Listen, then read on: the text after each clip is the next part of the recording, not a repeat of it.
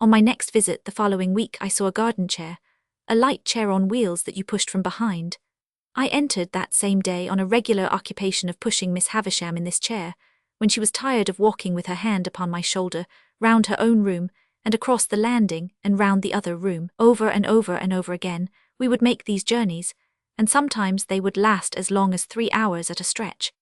I insensibly fall into a general mention of these journeys as numerous, because it was at once settled that I should return every alternate day at noon for these purposes, and because I am now going to sum up a period of at least 8 or 10 months. As we began to be more used to one another, Miss Havisham talked more to me, and asked me such questions as, what had I learned and what was I going to be? I told her I was going to be apprenticed to Joe, I believed, and I enlarged upon my knowing nothing and wanting to know everything, in the hope that she might offer some help towards that desirable end. But she did not. On the contrary, she seemed to prefer my being ignorant. Neither did she ever give me any money nor anything but my daily dinner. Estella was always there to let me in and out. Sometimes she would coldly tolerate me, sometimes she would condescend to me, sometimes she would be quite familiar with me, sometimes she would say she hated me. But always my admiration for her grew apace, and I was the more firmly resolved not to be common. There was a song Joe used to hum fragments of at the forge, of which the burden was Old Clem. This was not a very ceremonious way of rendering homage to a patron saint, for I believe Old Clem stood in that relation towards smiths.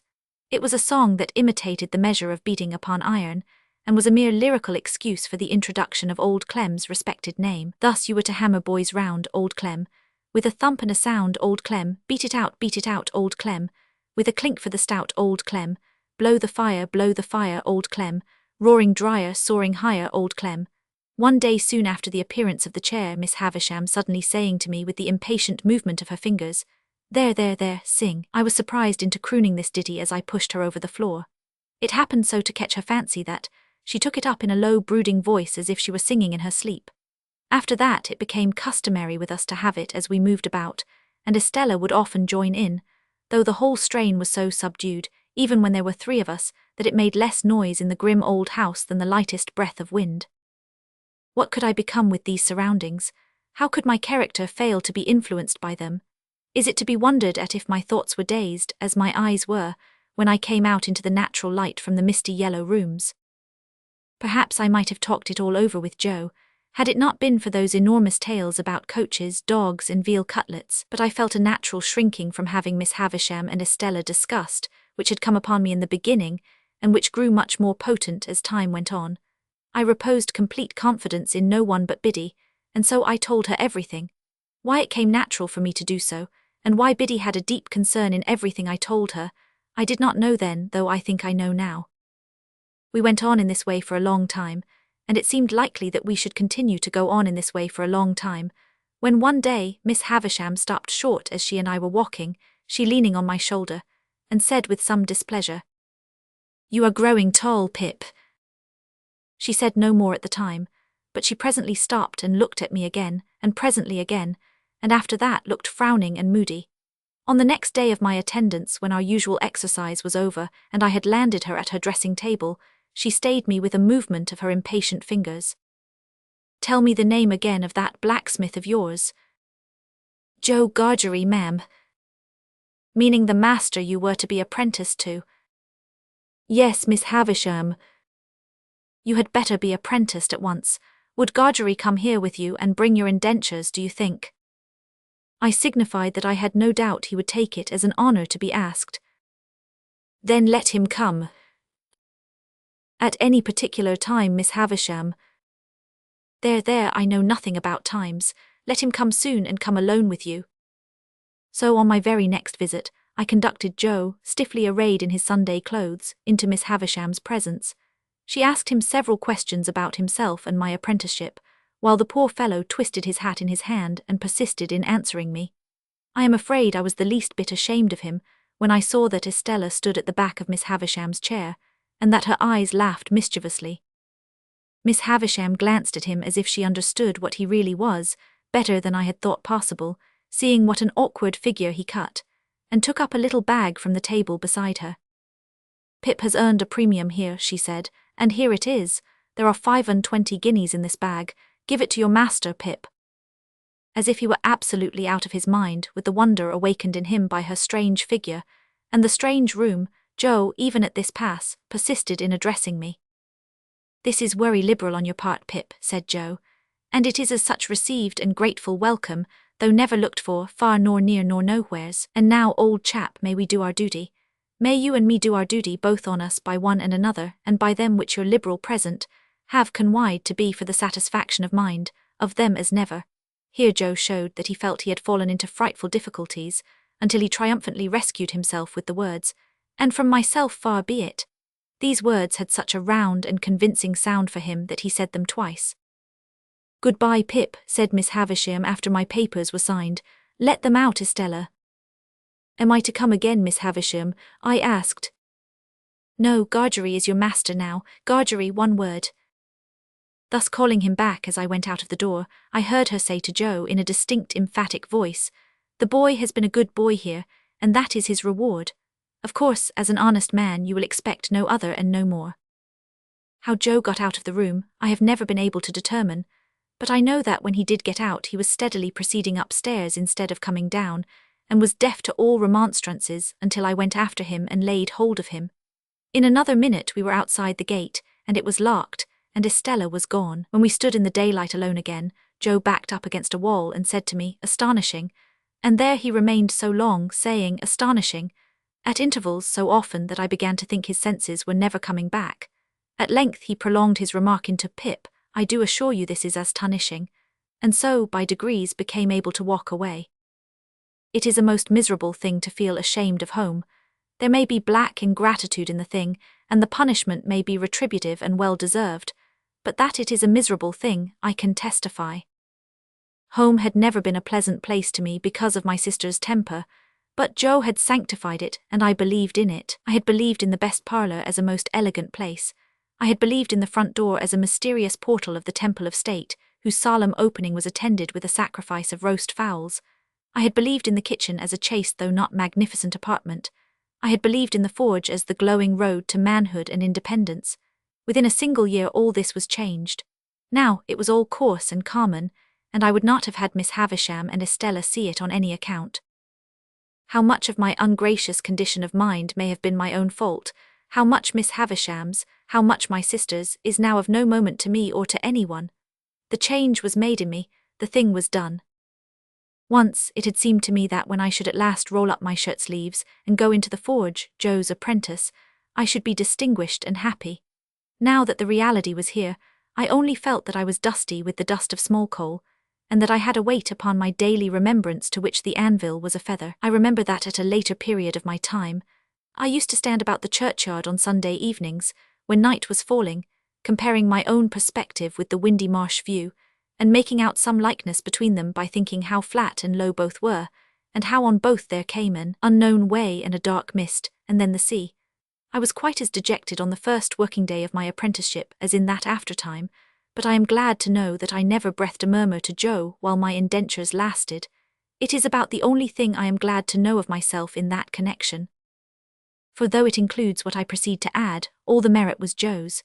It was not because I was faithful, but because Joe was faithful, that I never ran away and went for a soldier or a sailor. It was not because I had a strong sense of the virtue of industry, but because of Joe that I worked with tolerable zeal against the grain. As I was getting too big for Mr. Wopsle's aunt's room, my education under that lady ended.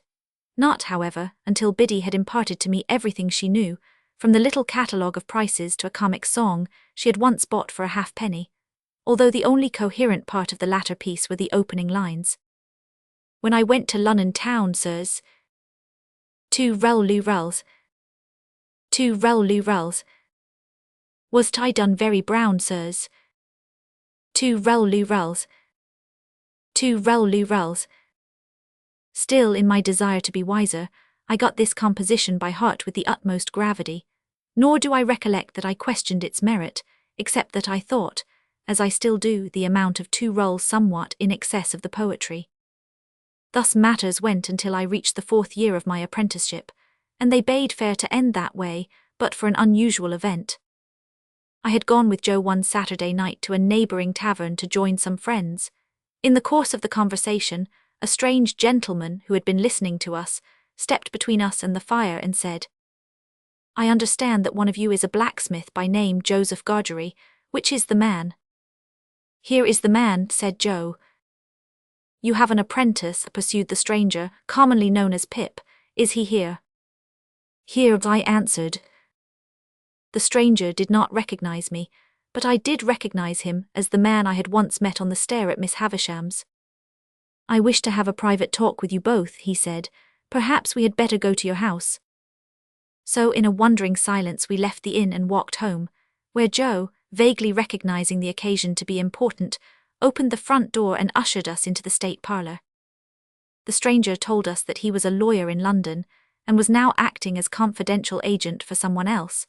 He wished to purchase my apprenticeship papers from Joe, if Joe were willing to release me. "Lord forbid that I should want anything for not standing in Pip's way," said Joe, staring. "Lord forbidding is pious but not to the purpose," returned the lawyer. "The question is, would you want anything? Do you want anything?" "The answer is," returned Joe sternly, "no." "Then I am instructed to communicate to him," said Mr. Jaggers, throwing his finger at me sideways, "that he will come into a handsome property. Further, that it is the desire of the present possessor of that property, that he be immediately removed from his present sphere of life and from this place, and be brought up as a gentleman, in a word, as a young fellow of great expectations." My dream was out. My wild fancy was surpassed by sober reality. Miss Havisham was going to make my fortune on a grand scale. At least, so I thought at the time. "Now, Mr. Pip," pursued the lawyer, "I address the rest of what I have to say to you. You are to understand first that it is the request of the person from whom I take my instructions, that you always bear the name of Pip. You will have no objection, I dare say, to that easy condition, but if you have any objection, this is the time to mention it." I gasped but had no objection. "The second condition," he resumed, "is that you are not to know the name of your benefactor for the present. I will act as your guardian and see that you are educated properly. You desire an education, don't you?" I replied that I had always longed for it. "Good, then we will see to getting you a tutor. But first you should have some new clothes to come away in. When will you be ready to leave? Say this day week. You'll want some money. Shall I leave you 20 guineas? He produced a long purse with the greatest coolness, and counted them out on the table and pushed them over to me. This was the first time he had taken his leg from the chair. He sat astride of the chair when he had pushed the money over, and sat swinging his purse and eyeing Joe. "Well, Joseph Gargery, you look dumbfounded." "I am," said Joe in a very decided manner. "It was understood that you wanted nothing for yourself, remember." "It were understood," said Joe, "and it are understood, and it ever will be similar according." "But what," said the lawyer, swinging his purse, "what if it was in my instructions to make you a present as compensation?" "As compensation what for?" Joe demanded. "For the loss of his services." Joe laid his hand upon my shoulder with the touch of a woman. I have often thought of him since like the steam hammer that can crush a man or pat an eggshell in his combination of strength with gentleness. "Pip is that hearty welcome," said Joe, "to go free with his services to honour and fortune as no words can tell him. But if you think as money can make compensation to me for the loss of the little child, what come to the forge, and ever the best of friends?" "Oh dear, good Joe, whom I was so ready to leave and so unthankful to, I see you again, with your muscular blacksmith's arm before your eyes, and your broad chest heaving, and your voice dying away. Oh dear, good, faithful, tender Joe, I feel the loving tremble of your hand upon my arm, as solemnly this day as if it had been the rustle of an angel's wing. But at the time I was lost in the mazes of my future fortunes, and could not retrace the bypaths we had trodden together. I begged Joe to be comforted. Joe scooped his eyes with his disengaged wrist, as if he were bent on gouging himself, but said not another word. After the lawyer had taken his leave, Joe and I went into the kitchen, where we found Biddy and my sister, and told them of my good fortune. They dropped their sewing and looked at me. Joe held his knees and looked at me. I looked at them in turn. After a pause they heartily congratulated me, but there was a certain touch of sadness in their congratulations that I rather resented. Now that I was actually going away, I became quite gloomy. I did not know why, but I sat in the chimney corner looking at the fire, my elbow on my knee, and while the others tried to make the conversation cheerful, I grew gloomier than ever. But the bright sunlight of the next morning dispelled my doubts and fears, and I began to count the days eagerly. I went down to Trabb's, the tailor's, and got measured for a wonderful suit of clothes, much to the consternation of Trabb's boy, who thought himself equal to any blacksmith that ever lived. Then I went to the hatters and the bootmakers and the hosiers, and felt rather like Mother Hubbard's dog, whose outfit required the services of so many trades. I also went to the coach office and took my place for 7 o'clock Saturday morning, and everywhere about the village the news of my great expectations preceded me, and I was heartily stared at. Uncle Pumblechook was especially officious at this time. He acted as though he were the sole cause of all this. "To think," said he, swelling up, "that I should have been the humble instrument of this proud reward." He thought, like all the rest of us, that Miss Havisham was my unknown benefactor. It was a natural mistake, as she had been kind to me in her way, and I had seen the lawyer at her house, but it was a mistake after all, and led to other unhappy blunders ere I learned the truth. For many years afterward I found that my convict, the man I had helped down in the churchyard, was none other than the friend who had left me this fortune. He had escaped again from the hulks, and, coming into a considerable property, had arranged with the lawyer to use it in making a gentleman out of the little boy he had found crying on the tombstone. But, as I say, none of us knew it or suspected it at first. And now, those 6 days which were to have run out so slowly, had run out fast and were gone, and tomorrow looked me in the face more steadily than I could look at it. As the 6 evenings had dwindled away to 5, to 4, to 3, to 2, I had become more and more appreciative of the society of Joe and my sister and Biddy. On this last evening I dressed myself out in my new clothes for their delight and sat in my splendour until bedtime. We had a hot supper on the occasion, graced by the inevitable roast fowl, and we had some flip to finish with. We were all very low, and none the higher for pretending to be in spirits. It was a hurried breakfast the next morning with no taste in it. I got up from the meal, saying with a sort of briskness, as if it had only just occurred to me, "Well, I suppose I must be off." And then I kissed my sister and kissed Biddy and threw my arms around Joe's neck. Then I took up my little portmanteau and walked out. The last I saw of them was when I presently heard a scuffle behind me, and looking back saw Joe throwing an old shoe after me and Biddy throwing another old shoe. I stopped then to wave my hat, and dear old Joe waved his strong right arm above his head, crying huskily horror, and Biddy put her apron to her face. I walked away at a good pace, thinking it was easier to go than I had supposed it would be, and reflecting that it would never have done to have an old shoe thrown after the coach, in sight of all the high street. I whistled and made nothing of going, but the village was very peaceful and quiet, and the light mists were solemnly rising, as if to show me the world, and I had been so innocent and little there, and all beyond was so unknown and great, that in a moment with a strong heave and sob I broke into tears.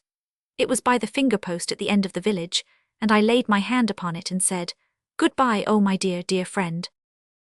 So subdued was I by those tears, that when I was on the coach, and it was clear of the town, I deliberated with an aching heart whether I would not get down when we changed horses, and walk back, and have another evening at home, and a better parting. But while I deliberated, we had changed and changed again, and it was now too late and too far to go back, and I went on. And the mists had all solemnly risen now, and the world lay spread before me. My boyhood was over. Henceforth I was to play a man's part, a man with great expectations.